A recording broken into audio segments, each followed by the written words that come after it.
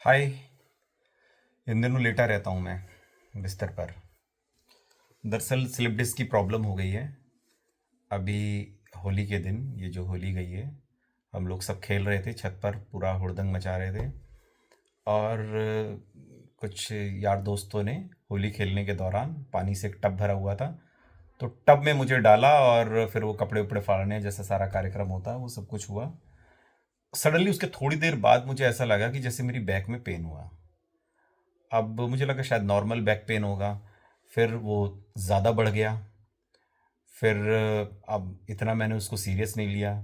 फिर मैं स्कूटी पर अपने कज़न को साथ में लेकर अपने एक दोस्त के घर गया कि चल वहाँ पर भी होली खेल कर आते हैं, मिल कर आते हैं। और वहाँ रास्ते में मुझे पेन होता रहा, बल्कि मैंने अपने कज़न से कहा यार इसको थोड़ा सा ना दबाता रहे, मेरी इसको यहाँ पे मेरे कमर में पेन हो रहा है। तो वो बेचारा कंटिन्यू दबाता रहा। और फिर वहाँ से वापस आया तो वो और ज़्यादा बढ़ गया। फिर मैंने मेडिकल स्टोर से दवा वगैरह ली बैक पेन की, लेकिन वो मुझे रिलीफ नहीं हुआ। फिर मैं डॉक्टर को दिखा के आया तो थोड़ा बहुत आराम आया मुझे। उसके बाद फिर मैं एक पार्टी में गया और पार्टी से आया, जब पड़ोस में पार्टी थी, मतलब ऐसा भी कुछ नहीं था कि वहाँ डांस वगैरह करना है। पड़ोस में पार्टी में गया और वहाँ से आया। और उसके बाद सडनली रात में इतना ज़ोर से मुझे पैरों में दर्द शुरू हुआ कि वो एकदम एक असहनीय पीड़ा जैसा हुआ और बिल्कुल बर्दाश्त के बाहर। फिर उसके बाद फिर नेक्स्ट डे हॉस्पिटल गए और फिर दवाई ली, लेकिन मुझे कोई आराम नहीं हुआ। दोबारा जब मैं डॉक्टर के पास गया तो फिर डॉक्टर ने एमआरआई और तमाम टेस्ट बोले। हज़ारों रुपए खर्च हो गए मेरे। तो उसमें फिर जो रिपोर्ट आई उस रिपोर्ट्स के अकॉर्डिंग स्लिप डिस्क की प्रॉब्लम इसमें निकली। तो अभी मैं कंटिन्यू लेटा रहता हूँ, मैं आपको अगर दिखाएं। और ये मैं ऐसे कंटिन्यू लेटा रहता हूँ, ये पिलो लगा कर लेटना होता है डॉक्टर ने कहा है। और इससे मुझे आराम मिलता है, देखिए ये पिलो लगाकर मैं ऐसे ही लेटा रहता हूँ। ये मेरा रूम है। ये अब जब से इस रूम में मैं रहता हूँ तो एंजल ने कहाँ पे डिज़ाइन बनाया है, कितने इस कमरे में छेद हैं, कहाँ पे प्लास्टर निकला हुआ है, कहाँ पे क्या कुछ मुझे जो है याद हो गया है। इस रूम में इतना मैं काम करता हूँ, इसी के अंदर सारा मेरा पूरा दिन बीतता था, लेकिन कभी भी मैंने इस कमरे को इतने गौर से नहीं देखा था जितना अभी होली के बाद से।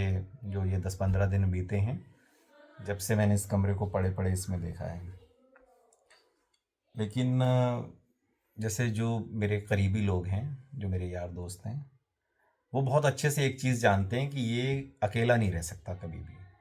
मुझे ना सबसे ज़्यादा डर अकेलेपन से लगता है।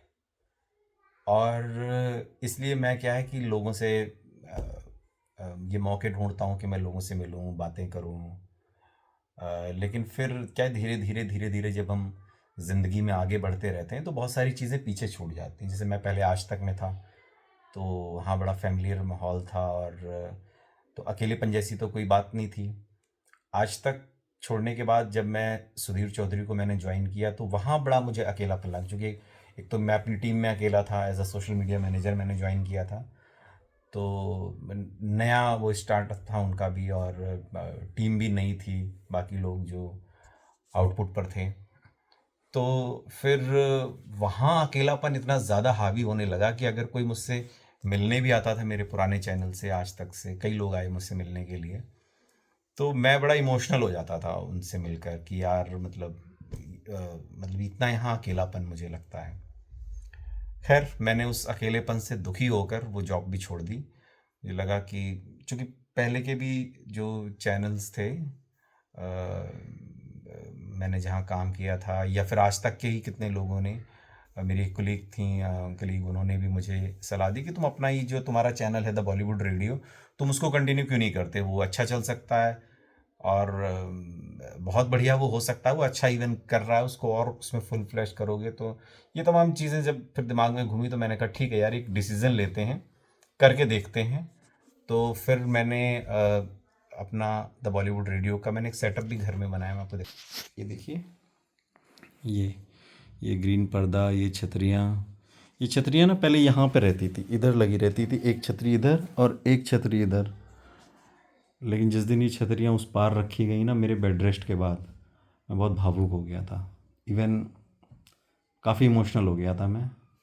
फिर मेरा कज़न भी था, उसने भी काफ़ी मुझे फिर ढांढस बंधाया कि भैया कोई नहीं। लेकिन फिर कुछ दिन ही छतरियाँ इस तरफ आई, लेकिन अब फिर वो उधर चली गई हैं। अब जब मैं लौटूंगा ठीक होकर तो फिर से काम शुरू करूंगा। अभी तो सिर्फ ऑडियो का काम हो रहा है, क्योंकि मेरे channel the Bollywood radio basically audio based channel है। लेकिन फिर भी हाल के दिनों में मैंने उस पर ये कंटेंट शुरू किया था कि मैं उस पर फेस ओवर शॉर्ट्स कर रहा था, तो वो चीज़ें रुक गई हैं उस पर। बाकी जो ऑडियो का है वो सारा उसके ऊपर जा रहा है काम। तो ये अकेलापन, ये कमरा, जिस अकेलेपन से मैं डरता हूँ, और वही अकेलापन अब फ़िलहाल मुझसे बहुत बुरी तरीके से चिपक गया है। लेकिन फिर भी एक मेरा अपना एक एक मानना है। बचपन में मैंने एक कहानी पढ़ी थी इंग्लिश में, it is all for the best उसका टाइटल था। और एक शेर की कहानी थी वो।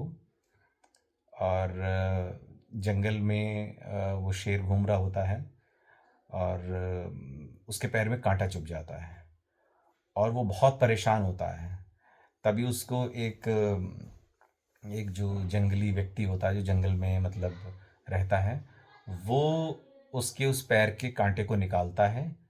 और वो शेर उसको कुछ नहीं कहता, ऐसा नहीं कि शेर उसे खा जाता है। वो शेर फिर उसको प्यार पुचकारते हुए वहाँ से चला जाता है।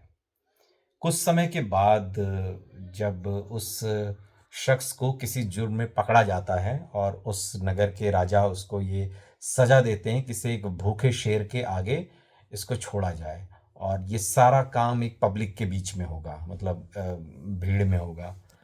तो उस शख्स को छोड़ दिया जाता है और एक पिंजरा लाया जाता है जिसमें एक शेर होता है।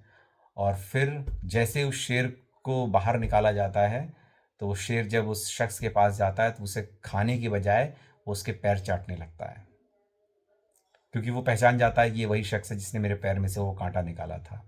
और इसलिए ये कहानी, यहाँ से ये सेंटेंस मुझे मतलब मिला कि it is all for the best. और फिर राजा उस को जब उससे पूछते हैं तब वो उसको बाइज्जत उसको रिहा कर देते हैं, छोड़ देते हैं। ये इस तरीके की कहानी थी जो मैंने अपने बचपन में पढ़ी थी। तो ये जो लाइन है ये मुझे बहुत पसंद है, it is all for the best. जो कुछ होता है सब अच्छे के लिए होता है। अब इस बेड रेस्ट में, या जिस अकेलेपन से मैं डरता हूँ इतना, उस अकेलेपन के साथ मुझे रहने में हो सकता है शायद इसमें भी कुछ कुछ कुछ पॉजिटिविटी हो, कुछ सीखने को मिले, कुछ वो कहते हैं ना, डर के आगे जीत है। जिस चीज़ से मैं डरता हूँ अब उसी से मेरा सामना हो रहा है, तो शायद इसमें भी कुछ अच्छा हो। लेकिन फिलहाल तो मुझे अच्छा नहीं लगता इस अकेलेपन से। बाय। ऐसे ही सस्ते व्लॉग मैं बनाता रहूँगा। मुझे व्लॉगिंग करनी थी, लेकिन उसकी शुरुआत ऐसे होगी इसका नहीं पता था मुझे।